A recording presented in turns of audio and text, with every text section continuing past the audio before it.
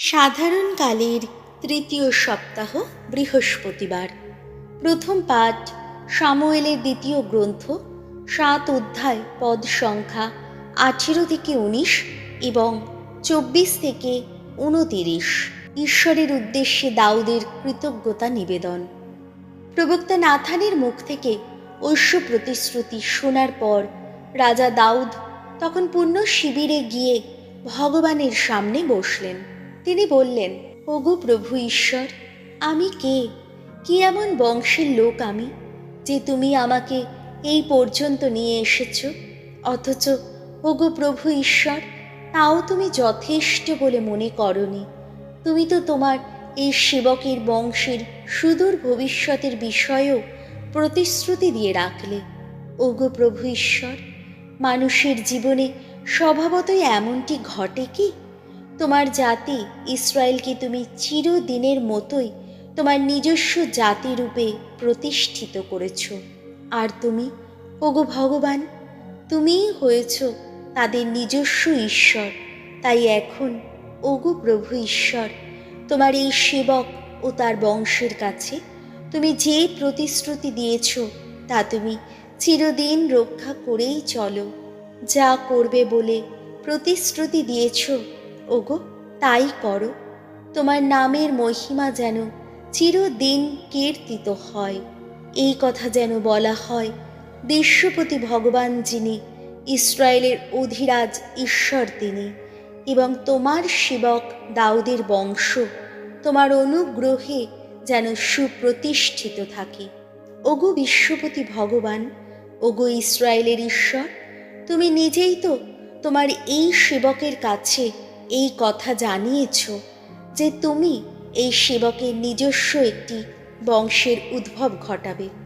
তাই তোমার এই সেবক আজ তোমার কাছে এমন প্রার্থনা জানাবার মতো সাহস পেয়েছে। ওগো প্রভু ঈশ্বর, স্বয়ং ঈশ্বর তো তুমি, তোমার সমস্ত বাণী তো সত্যময়। তোমার এই সেবকের কাছে তুমি যখন ওই মঙ্গল ঘটাবে বলে প্রতিশ্রুতি দিয়েছ, তখন প্রসন্ন হয়ে তোমার এই সেবকের বংশকে তুমি এখন আশীষ ধন্য করো। তোমার অনুগ্রহে সেই বংশ যেন চিরস্থায়ী হয়। কেননা এমন প্রতিশ্রুতি, ওগো প্রভু ঈশ্বর, তুমি নিজেই তো দিয়েছ, এবং তোমার এই সেবকের বংশ তোমার আশীর্বাদ পেয়ে চিরধন্যই থাকবে। প্রভুর বাণী। শাম সঙ্গীত ধুয়ো। মারিয়ার সন্তান যিনি, তাকে দিয়েছেন ঈশ্বর বংশপিতা দাউদের রাজ সিংহাসন।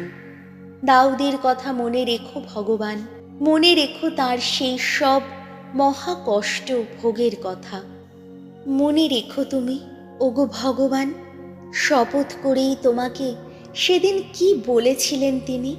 যাকবের সহায় সেই শক্তিধর তোমাকে কি প্রতিশ্রুতি দিয়েছিলেন সেদিন। ধুয়ো। মারিয়ার সন্তান যিনি, তাকে দিয়েছেন ঈশ্বর বংশপিতা দাউদের রাজ সিংহাসন। বলেছিলেন তিনি, পা দেব না আমি আমার নিজের ঘরে, নিজ শয্যায় শুতেই যাব না আমি। ঘুম নামতেই দেব না আমার চোখে, নামতে দেব না ঘুমের আবেশ আমার চোখের পাতায়, যতক্ষণ না খুঁজে পাই আমি ভগবানের যোগ্য এক বাসভূমি। যাকবের সহায় সেই শক্তিধর যিনি, তাঁরই থাকবার যোগ্য কোনো বাসস্থান। ধুয়ো। মারিয়ার সন্তান যিনি, তাকে দিয়েছেন ঈশ্বর বংশপিতা দাউদের রাজ সিংহাসন। ভগবান নিজে শপথ করেই দাউদকে বলেছেন, আর সে অমোঘ শপথ ভাঙবেন না তিনি। বলেছেন তিনি, তোমার সিংহাসনে তোমারই নিজেরই এক পুত্রকে করব অধিষ্ঠিত। ধুয়ো। মারিয়ার সন্তান যিনি, তাকে দিয়েছেন ঈশ্বর বংশপিতা দাউদের রাজ সিংহাসন। তোমার আপন পুত্রেরা যদি মান্য করে আমার সন্ধি নীতি, আমার শেখানো বিধি নির্দেশ যদি মেনে চলে তারা, তাহলে তাদের পুত্র যারা, তারাও বসতে পাবে তোমার এই সিংহাসনে চিরদিনেরই মতো। ধুয়ো।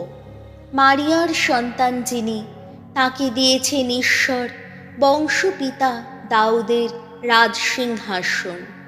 আহা, ভগবান সিয়নকেই তো বেছে নিয়েছেন। তিনি চেয়েছেন সিয়নই হবে তার আপন বাসভূমি।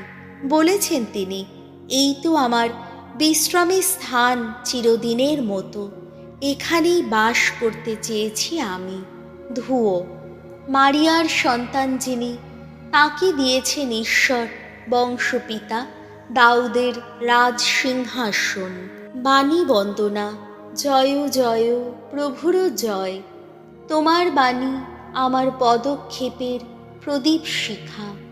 প্রভু, তোমার বাণী আমার পথের আলোক লেখা।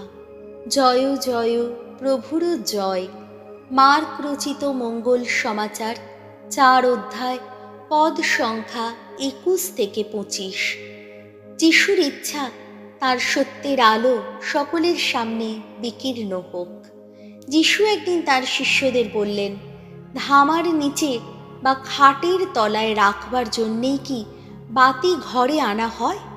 তা কি বাতিদানে রাখবার জন্যেই ঘরে আনা হয় না? আসলে লুকোনো এমন কিছুই নেই যা একদিন বেরিয়ে পড়বার নয়। গোপন করে রাখা এমন কিছুই নেই যা একদিন আলোয় বেরিয়ে আসবার নয়। কারো যদি শুনবার কান থাকে সে শুনুক। তিনি আরও বললেন, তোমরা এখন যা শুনছ তা মন দিয়েই শোনো। তোমরা নিজেরা যে মাপে মেপে দিচ্ছ, তোমাদেরও ঠিক সেই মাপ মতোই দেওয়া হবে, এমনকি আরও বেশি দেওয়া হবে। কেননা যার কিছু আছে তাকে আরও বেশি দেওয়া হবে, আর যার কিছুই নেই তার যেটুকু আছে তাও তার কাছ থেকে কেড়ে নেওয়াই হবে। প্রভু যিশুর মঙ্গল সমাচার।